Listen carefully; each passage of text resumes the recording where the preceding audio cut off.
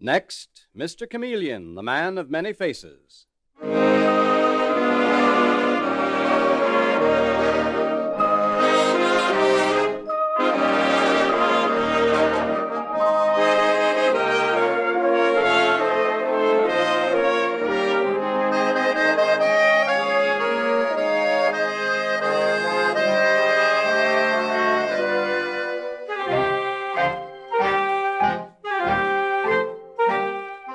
Tonight, we again present the famous Mr. Chameleon of Central Headquarters in his most famous cases of crime and murder.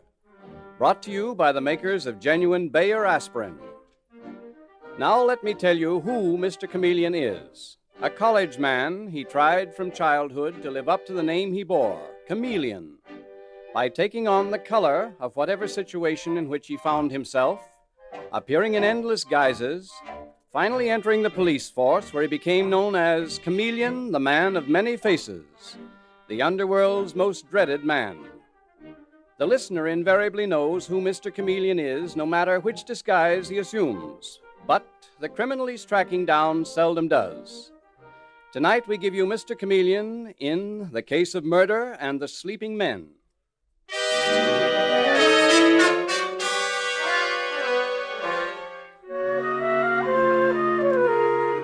Our story opens in the ornate, oak-paneled dining room of John Croton, the copper baron, whose ruthlessness is as famous as his great wealth.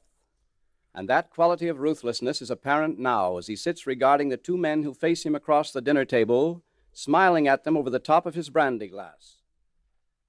Now, gentlemen, there's no need for us to quarrel, is there? You, Marks, and you, Kelly, I value your friendship highly. Then why are you trying to ruin us?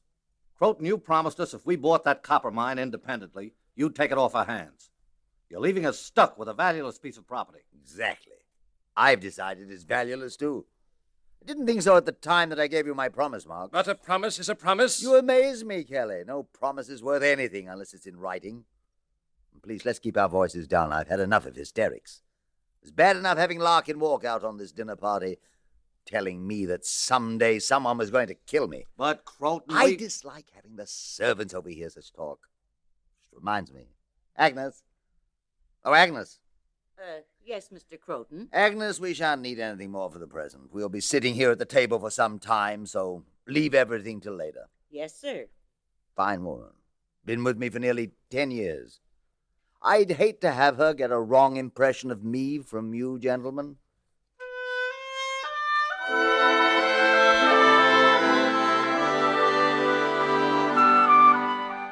And now, 2 hours later, we hear Agnes, the maid, standing at the door of the dining room and calling out, Mrs. Croton! Mrs. Croton! Yes, Agnes? There's something wrong. It's nearly 10:30. And I went into the dining room thinking Mr. Croton and the other gentlemen would be finished dinner. And they're all sitting at the table asleep. But this is impossible. All of them asleep. I tell you, they're sound asleep. I can't rouse them. It can't be. John, what's the matter? Mr. Kelly, Mr. Marks, wake up. Wake up. Agnes, call Dr. Ames and call the police. I'm afraid that my husband is dead, that he'll never wake up. John, speak to me.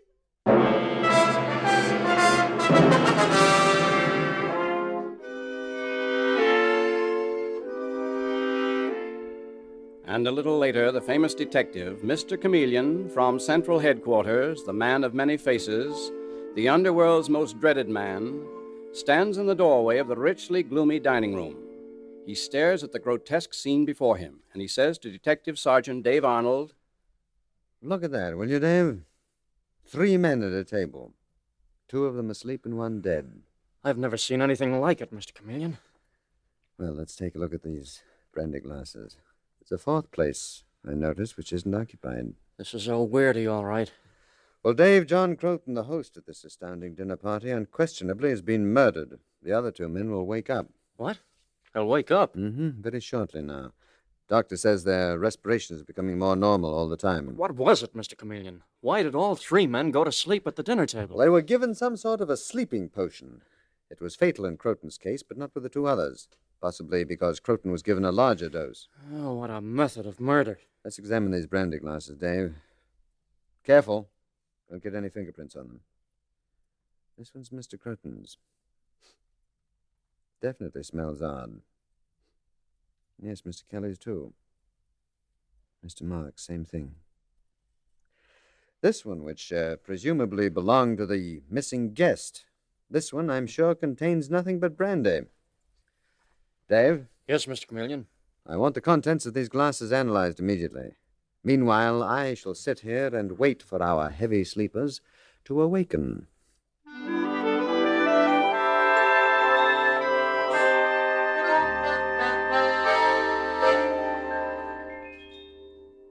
Mr. Kelly, now that you're awake, tell me what happened. I don't understand what happened, Mr. Chameleon. The first thing I knew, I was feeling drowsy at dinner. And then, well, then nothing. I was blacked out completely. How long did you feel drowsy? Well, can you remember roughly? About 10 minutes. I'd say about 15 minutes. One at a time, please. I'll question you later, Mr. Marks. Mr. Kelly, how long did you feel drowsy? 10 minutes. Mr. Marks? I'd say 15. I suppose we never will know how long it took John Croton to die. To be murdered, you mean? Tell me about the third guest at this dinner party, Keith Larkin. Was he a business associate of John Croton's, just as you were? Yes, Mr. Chameleon. Did he quarrel with Croton, just as you did? He certainly did. Larkin was so angry that he jumped up and left the house. And just at the time the coffee and brandy was served. Did he have any of the brandy? He sipped at it, I believe. What do you suppose happened to him? Nothing, Mr. Kelly. His brandy was just brandy. Which reminds me. Miss Croton, you come in here, please. Yes, Mr. Chameleon. Mrs. Croton, we were shocked to hear of John's death. That he should have died, and we didn't. That is the interesting angle, I agree, Mr. Marks. Miss Croton, tell me about that brandy. You had it for long? This is the bottle right here. I really don't know, Mr. Chameleon. It doesn't look familiar. Mrs. Croton, it must look familiar.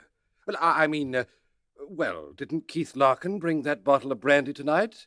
And didn't I see him hand it to you when he came in? Is what Mr. Kelly says true, Mrs. Croton? Yes. Yes, it is. But surely you don't think I put anything in the brandy? Did you? No, no. That'll be all, Mrs. Croton. That'll be all for you, Mr. Kelly, Mr. Marks. I'll see you later. This is a terrible thing. Murder. I can't believe it. Dave, Yes, Mr. Chameleon. did you bring Keith Larkin here? All right, in the hall. Will you come in, Mr. Larkin? Good evening, Mr. Larkin. I am Chameleon of Central Headquarters, investigating the murder of John Croton. This is an unbelievable thing. But how is Laura, Mr. Chameleon? I saw her going out that door crying. I have an idea, Mr. Larkin, that she will not be the only one who sheds tears before this case is over. I've known her for years, since before she married John Croton. I'm very fond of Laura. But you weren't so fond of her husband. No, I wasn't, but I didn't kill him. Certainly I had no reason to try to kill Marks and Kelly. Mr. Larkin, what do you know about chemistry? Chemistry? Why, nothing. Not a thing? Mr. Chameleon, I said nothing and I meant nothing. Somebody in this case knows a great deal about chemistry. The sleeping potion that was in the brandy was a remarkable concoction. But couldn't a thing like that, couldn't it have been purchased? Yes, it could. Every laboratory in New York is being questioned right this minute. Doesn't it strike you as very odd, Mr. Larkin, that your glass of brandy alone did not have any of the sleeping potion in it? But, Mr. Chameleon, I had no chance to doctor that brandy. I understand you did. You brought the bottle of brandy here tonight. Agnes, the maid, tells me it was you who opened the bottle and Mrs. Croton poured the brandy. But, good heavens, that doesn't prove that I'm a murderer. That remains to be seen. Why would your glass alone be free of poison? Mr. Chameleon? Yes, Dave? Oh, are the laboratory reports in yet? Yes. Mr. Larkin, thank you for coming here. Good night. Good night, gentlemen. The only news I've got, Mr. Chameleon, is bad. Not a laboratory in New York can give us a lead. All they could say was... That sleeping potion was a very rare combination. That's right. And just like you said, a genius in chemistry worked it out. And a deadly killer. Our problem, Dave, is to find out which person involved in this case is a genius in chemistry. That person is the murderer. I wonder if Mrs. Croton could have done it. I don't know. Well, come to think of it, one of the discoverers of radium was a woman. Bring in Agnes Holmes, the maid. She was the first one on the murder scene.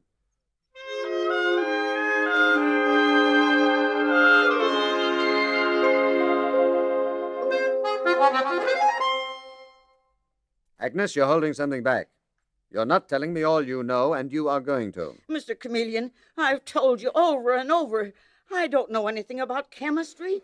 No, and neither does Mrs. Croton. You're very fond of her, aren't you? Yes, I am. And you've worked here in the Croton home for 10 years. Yes. Then is it true that Mrs. Croton hated her husband? If she did, I don't blame her. He treated her something terrible. I mean... You mean she hated him? You didn't intend to tell me, Agnes, but you did. Good night. Dave? Yes, sir. You bring Marks back in here? Yes, I'll get him. Mr. Marks. Yes? Well, Mr. Chameleon, what do you want to know now? One simple thing. Where did you get your training in chemistry? Training in chemistry? I never had any. Someone who was in this house tonight is an outstanding chemist. He mixed and administered the murder potion. Well, I didn't do it. I was nearly murdered myself, and so was Robert Kelly. We were put into a dead sleep by the murderer. What is your idea of who the murderer is? Agnes Holmes, that maid who served the brandy. With what motive? I'll tell you with what motive. She invested her life savings on John Croton's advice, and she lost every penny when he could have prevented it. You understand that is a direct accusation, Mr. Marks. Never mind, I'll see you tomorrow. Dave? Yes? You bring in the other guests at the dinner tonight, Robert Kelly. Mr. Chameleon wants to question you, Mr. Kelly. In here. But why keep after me, Mr. Chameleon? It's ridiculous. What do you gain by all this questioning? Mr. Kelly, am I correct in having heard that you are very interested in chemistry? I don't know the first thing about it. You probably misunderstood. It's Keith Larkin. Chemistry's his hobby. I see. Getting back to the murder of John Croton, the sleeping potion that was administered in the brandy was cleverly handled. I wonder who would have done it. Well, Agnes the maid brought in the brandy. Poor old Agnes. At least she didn't kill herself when she lost all her money. Kill herself? What do you mean, Kelly? Why, Mr. Chameleon, didn't Marks tell you that his brother committed suicide because John Croton ruined him financially?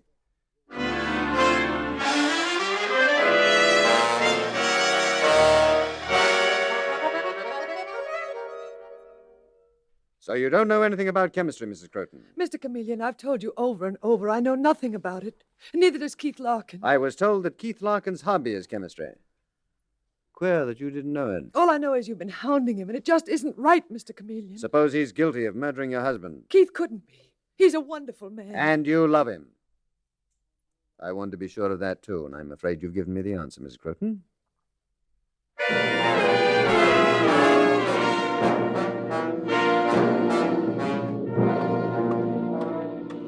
And now, a day later, Mr. Chameleon, the famous detective, is walking along the street with Detective Sergeant Dave Arnold. Dave, it's maddening. I dug up all sorts of information. Who hated John Croton and why? Believe me, they all hated him. I know everything except that one vital fact. Who among them has a thorough knowledge of chemistry? Search me. We've run everybody's record down in this town. Well, I have an idea the answer won't be in this town, Dave, but let's say in Switzerland. What? Mr. Chameleon, look out! Dave! Holy mackerel. Look at that, will you? An iron bar. Must have fallen off the roof of that building. And that building, Dave, is right next door to my own house. Hey, you're right. Someone's dropped it to kill you. I'm going up there. No, wait. I'm going up on that roof. It's an apartment house. Anyone can get on that roof. No. They'll be gone by the time you get there. But I have just learned something else, Dave. Whoever killed John Croton is ready to kill me and thinks that I've got something on him. And perhaps I have. Well, you sound almost happy about it, Mr. Chameleon. It gives me an idea. If only the killer could be persuaded to try to kill me in exactly the same way that he or she killed John Croton. You mean to say you're going to put yourself on the spot again? I tell you, Mr. Chameleon, one day somebody's going to kill you off. Maybe you're right, Dave. I'm going to take the chance.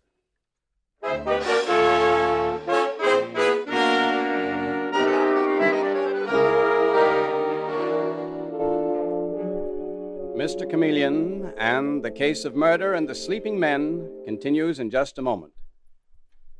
The two most important kinds of relief to anyone suffering from ordinary headache, neuritic, or neuralgic pain are fast relief and gentle, dependable relief. And genuine Bayer aspirin gives you both. It's amazingly fast because it's ready to go to work in 2 seconds.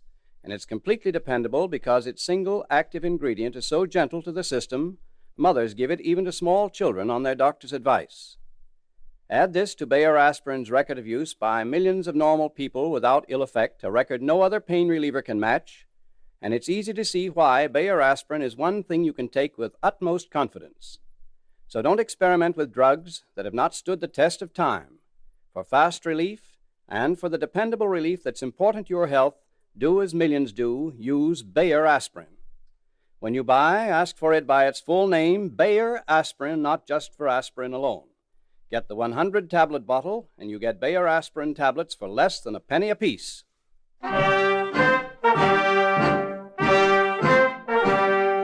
And now, back to Mr. Chameleon and the case of murder and the sleeping men. It is several days later, and in the police commissioner's office, the commissioner is saying to Mr. Chameleon, the famous detective, the man of many disguises, You mean to tell me, Chameleon, that you've gotten permission from that law firm of John Croton's to pose as one of their assistants? I have indeed, Commissioner. I saw Mr. Crandall of Crandall and Crandall, and he's anxious to help the police in every way he can. Mm-hmm. So tonight, when I go to call on Mrs. Croton and company, I will be disguised as Cyrus Hayden, one of James Crandall's rising young lawyers. From his well-polished shoes to his trim little mustache, Cyrus Hayden will be correct, conservative, and calm. And a target for the killer, Chameleon. Yes, exactly, Commissioner. I've called a meeting at the Croton home, or rather, Cyrus Hayden has called it. See, I told them that the firm of Crandall and Crandall has unearthed some information, some highly incriminating information, about one of them. What is the information, Chameleon? A definite knowledge of chemistry. It's not an out-and-out lie. I do have a lead. But it's not enough to go on. And you know my motto, Commissioner, the innocent must be protected and the guilty must be punished. I don't even like to cast suspicion on the innocent. But, Chameleon, to give them a chance to kill you. What's the only way, Commissioner? In my disguise as Cyrus Hayden, I'm going to take Mrs. Croton a bottle of brandy. Brandy kills the taste of that sleeping potion, you know. During the course of the evening, I shall make a telephone call. Give everyone there a chance to put a lethal dose of sleeping potion in my glass. Do you expect to catch them at it? No, but, Commissioner, for every poison, for every deadly concoction, there is an antidote. I know the name of the antidote for this one because I checked on it. Chemical laboratory. The killer must also know the proper antidote. I'd say so, yes, Chameleon. If possible, I am going to make the killer tell me what the antidote is and convict himself of having an expert knowledge of this deadly sleeping potion. But, Chameleon, you're running a terrible risk. Won't you need an accomplice? Yes, I will, Commissioner. That's the trickiest part of all. I can't use Dave Arnold. It must be one of the group who are under suspicion, someone working on the inside with me. So you see, Commissioner, I not only have to guess who's guilty, I have to guess who's innocent and take a chance they won't double-cross me.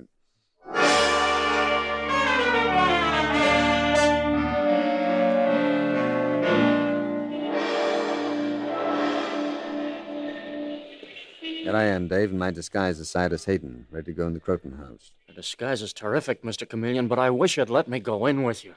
I've just got a hunch they're going to get you tonight. If I'm not out in 30 minutes, break in. Get out of sight, Dave.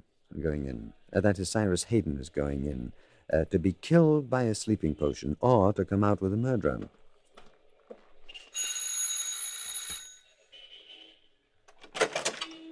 Good evening. I'm Cyrus Hayden of the law firm of Crandall and Crandall. Oh, yes. Come in, Mr. Hayden. We're all here, as you asked us to be. Mr. Marks, Mr. Kelly, Mr. Larkin, and I am Mrs. Croton. How do you do, Mrs. Croton? Follow me, Mr. Hayden. Stop.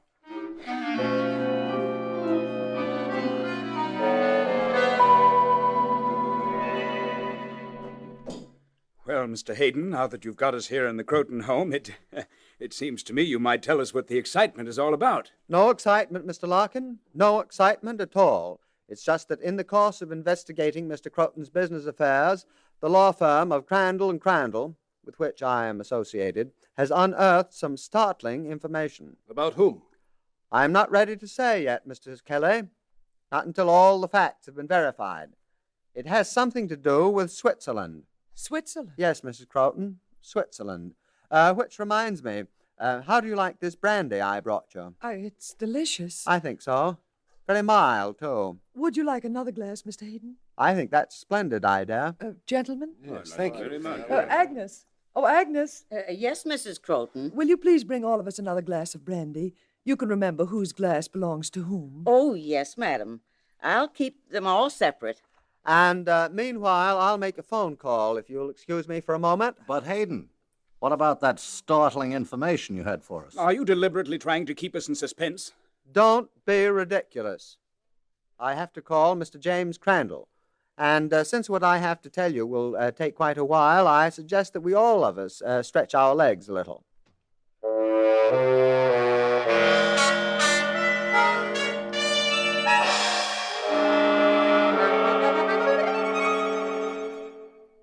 Now we can settle down to business again.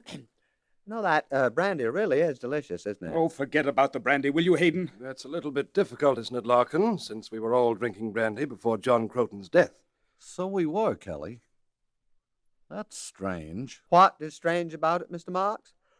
Ooh, I beg your pardon. All of a sudden, I feel so sleepy. So do I. Well, to get back to what I was saying about Switzerland. Oh, yes, Mrs. Croton, Switzerland. I definitely feel drowsy. I mean excessively drowsy. Could it be that this brandy... Wait a minute. What's the matter, Mr. Hayden? I'd swear that this wasn't the glass that I had before. Now, I hate to sound fussy, but... You mean you think the glasses got switched? I definitely recall that mine had a tiny scratch on it in the base. Agnes. Agnes. Yes, Mrs. Croton. Did you give everyone back his own brandy glass? Did you? Oh, no, madam. I made a mistake. They all got mixed around. I realized it too late. What? Agnes, you should have taken fresh glasses. I'm dreadfully sorry, Mrs. Croton. I'm afraid it's too late now. I'm afraid it's decidedly too late now, since we've all of us practically finished our brandy. Well, to continue... Wait. I'm beginning to feel sleepy, too. So am I, Keith. This is the way we felt the night that John Croton was killed, and Kelly and I were put to sleep. Yes, that's right. Then one of us is meant to die. Please. That is ridiculous. No, it's not. Someone here intended to kill you, Mr. Hayden. Whoever got your glass, Mr. Hayden, is going to die. She's right. Laura's right. But which one of us got his glass? Did you say there was a scratch on it? So small, Mr. Kelly, you could hardly see it. But, I can't believe that. No, it's too melodramatic. My husband was murdered with a sleeping potion, wasn't he? Maybe all of us will die. Not all of us. One of us would die. The rest would simply go to sleep. Oh, excuse me. And, I suppose there's some sort of, an antidote. I don't know why. Antidote? Why, certainly. Mr. Larkin, there usually is an antidote to a poison. But, as I say, I refuse to get hysterical over nothing. Wait, you're falling asleep right now. No more than you are, Mr. Marks. All of us are. Keith. I do feel drowsy. Can't deny it now. I wonder which one of us is going to die. No, I won't have it. Mr. Kelly. I won't have it. I refuse to die like this. Nothing can be done. You're wrong. Call the hospital. There is an antidote, and I know what it is. You know what you're saying, Mr. Kelly? Yes, I know what I'm saying, but I don't care. I'm sure I'm the one who got the glass. Your glass, Hayden. And I'd rather face a murder charge than die the way John Croton died. I arrest you, R.J. Kelly, for the murder of John Croton. Who are you? You're not You're Hayden. not a lawyer. No, he's not. He's Chameleon, the cop. And I knew it, and I was trying to kill him. Well, this No. is... Just as you killed John Croton. Yes, I killed him. But ring the hospital. Get that antidote. I don't want to die. You're not going to die yet, Kelly. You didn't get my glass. What? I first got onto you, Kelly, when I found out it was you that won that chemistry prize in Switzerland years ago for developing the sleeping potion which you used on John Croton. Yes, Mr. Chameleon. I was the one. Though how the devil you found that out, I don't know. It was so long ago. Oh, we're very thorough at Central Headquarters, Mr. Kelly. Patient and thorough. We immediately started investigating sleeping potions in the laboratories which developed them. And there you were, years back, an obscure young man named R.J. Kelly. And I'll tell you how you managed it, Kelly. On the night of that dinner party, when Keith Larkin walked out, That was when you dosed the brandy of the others. Yes, they all got up to try and stop him. It only took a moment to do the job. And you deliberately put yourself to sleep along with Marks, and you deliberately left Larkin's glass untouched, thinking that would cast suspicion on him. A filthy thing to do, Kelly. How could you do that to Keith? In the same way tonight, Kelly, I, in my disguise as Cyrus Hayden, was to die because I had discovered your secret, and only Larkin again would have a drug-free glass. And it almost worked, Mr. Chameleon. It would have worked if that maid Agnes hadn't made that stupid mistake and switched the glasses. I was so careful to put the lethal dose in your glass. Yes, we left the way clear for you to slip into the dining room to try to poison me. But which one of them got your glass? None. I have saved the murder glass as evidence against you, Kelly. But why did I feel so drowsy, Mr. Chameleon, and so did everyone else? I saw... The police doctor gave me a very mild dose of your own discovery, Kelly. Just enough to make you feel slightly drowsy. Agnes put it in your glass. I did this to break you down. But we all felt sleepy too, Mr. Chameleon. Pure imagination, Miss Croton. You know how it is. If one person comes in a room, starts to yawn, the others do too. And the scene here was a perfect setting for that sort of thing. A dirty trick, Chameleon. No. Just a policeman's trick.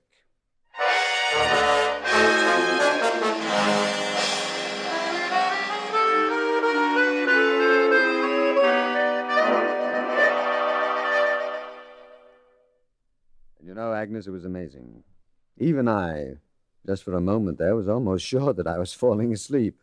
I suppose you thought I'd double-crossed you, Mr. Chameleon. When I needed an accomplice to trap the murderer, my instinct told me to trust you, Agnes, just as Mrs. Croton has always been able to trust you. You're staying with her, of course. Oh, yes, sir. I think she needs me. I think so, too, Agnes. Yes, I'm almost as proud of being able to prove your innocence as I am of being able to put my finger on the killer.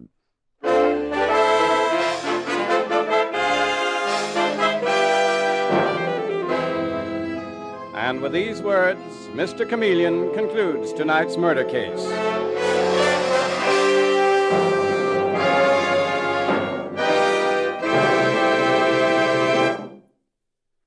It's only natural that when you have an ordinary headache, you want fast relief. And to find out how quickly Bayer aspirin is ready to go to work, all you need do is test it in a glass of water.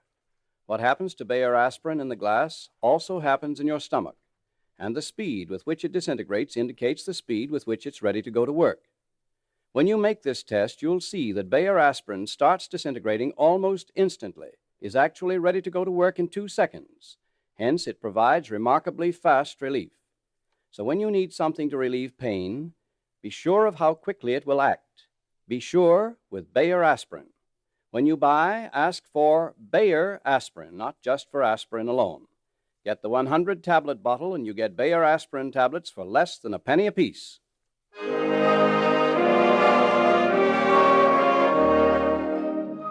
Listen next Wednesday night at this same time for Mr. Chameleon, the man of many faces, in The Case of Death at the Blue Peacock. The part of Mr. Chameleon is played by Carl Swenson, with dialogue by Marie Baumer from the original story by Frank and Ann Hummert. Music directed by Victor Arden. Your announcer is Howard Claney.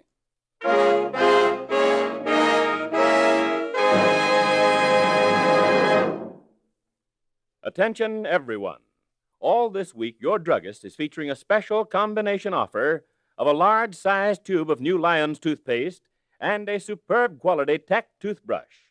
The list price for both is 79 cents. But during this sensational bargain offer, you can get both for only 59 cents. So, to save money, to get a combination that's tops for cleaning and brightening teeth, take advantage of this Lion's toothpaste Tech toothbrush offer that gives you a 79-cent value for only 59 cents.